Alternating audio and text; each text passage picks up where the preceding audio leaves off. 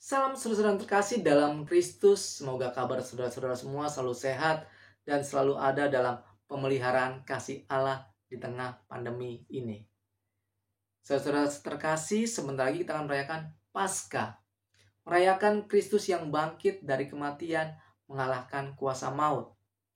Mengenai kebangkitan, Rasul Paulus dalam suratnya yang pertama kepada jemaat di Korintus mengatakan, "Tetapi andai kata Kristus tidak dibangkitkan, maka sia-sialah pemberitaan kami dan sia-sialah juga kepercayaan kamu."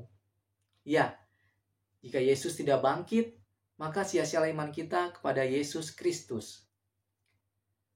Saudara-saudara terkasih, ternyata saat kebangkitan Yesus beredar berita bohong atau yang sekarang ini kita kenal sebagai hoax.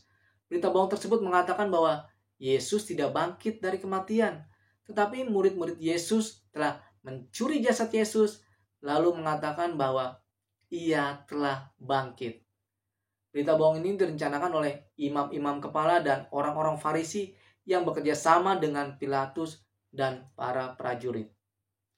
Dalam Injil Matius, setelah Yesus dimakamkan, dikisahkan, keesokan harinya sesudah hari persiapan, datanglah imam-imam kepala dan orang-orang Farisi bersama-sama menghadap Pilatus.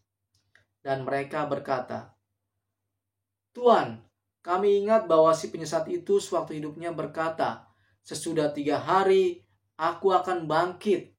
Karena itu perintahkanlah untuk menjaga kubur itu sampai hari yang ketiga. Jikalau tidak, murid-muridnya akan datang dan mencuri dia. Lalu mengatakan kepada rakyat, ia telah bangkit dari antara orang mati, sehingga penyesatan yang terakhir akan lebih buruk akibatnya dari yang pertama." Mendengar permintaan tersebut, Pilatus berkata kepada mereka, "Ini penjaga bagimu, pergi dan jagalah kubur itu sebaik-baiknya." Maka pergilah mereka dengan bantuan para penjaga-penjaga itu. Mereka memeterai kubur itu dan menjaganya. Setelah hari Sabat lewat, menjelang menyingsingnya fajar pada hari pertama minggu itu, pergilah Maria Magdalena dan Maria yang lain menengok kubur itu. Maka terjadilah gempa bumi yang hebat, sebab seorang malaikat turun dari langit dan datang ke batu yang menutup makam Yesus dan menggulingkannya, lalu duduk di atasnya. Wajahnya bagaikan kilat dan pakaiannya bagaikan salju. Dan penjaga-penjaga yang sedang berjaga itu gentar ketakutan dan menjadi seperti orang-orang mati. Akan tetapi malaikat itu berkata kepada perempuan-perempuan itu, "Janganlah kamu takut, sebab aku tahu kamu mencari Yesus yang disalibkan itu. Ia tidak ada di sini sebab ia telah bangkit, sama seperti yang telah dikatakannya. Mari, lihatlah tempat dia berbaring. Dan segeralah pergi dan katakanlah kepada murid-muridnya bahwa ia telah bangkit dari antara orang mati. Ia mendahului kamu ke Galilea. Di sana kamu akan melihat dia. Sesungguhnya aku telah mengatakannya kepadamu." Setelah mendengar warta kebangkitan yang disampaikan oleh malaikat Tuhan, beberapa orang dari penjaga itu pergi ke kota dan memberitahukan segala yang terjadi itu kepada imam-imam kepala. Dan sesudah berunding dengan tua-tua, mereka memberi keputusan untuk memberikan sejumlah besar uang kepada serdadu-serdadu itu dan berkata, "Kamu harus mengatakan bahwa murid-murid Yesus datang pada malam-malam dan mencuri jasadnya ketika kamu sedang tidur. Dan apabila hal ini kedengaran oleh wali negeri, kami akan berbicara dengan dia, sehingga kamu tidak beroleh kesulitan apa-apa." Mereka menerima uang tersebut dan berbuat seperti yang dipesankan kepada mereka. Dan cerita ini tersiar di antara orang Yahudi sampai sekarang ini.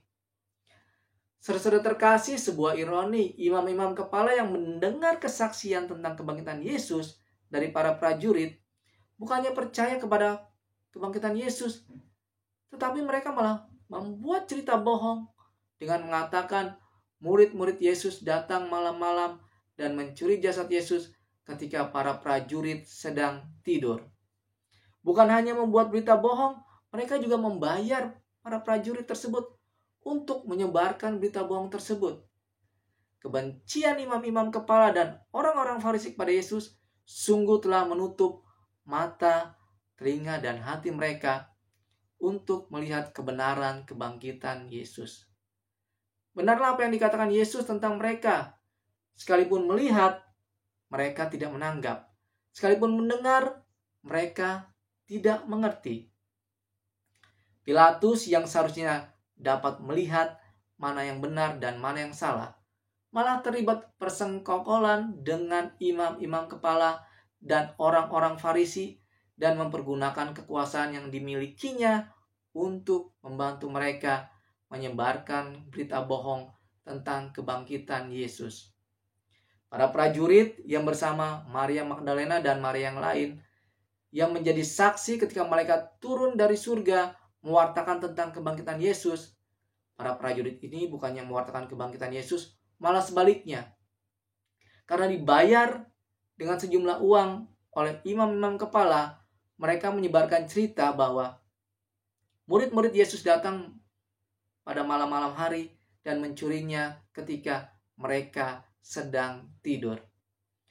Saudara terkasih, kita sebagai murid-murid Yesus percaya bahwa Yesus Kristus bangkit dari antara orang mati, naik ke surga dan duduk di sebelah kanan Allah Bapa.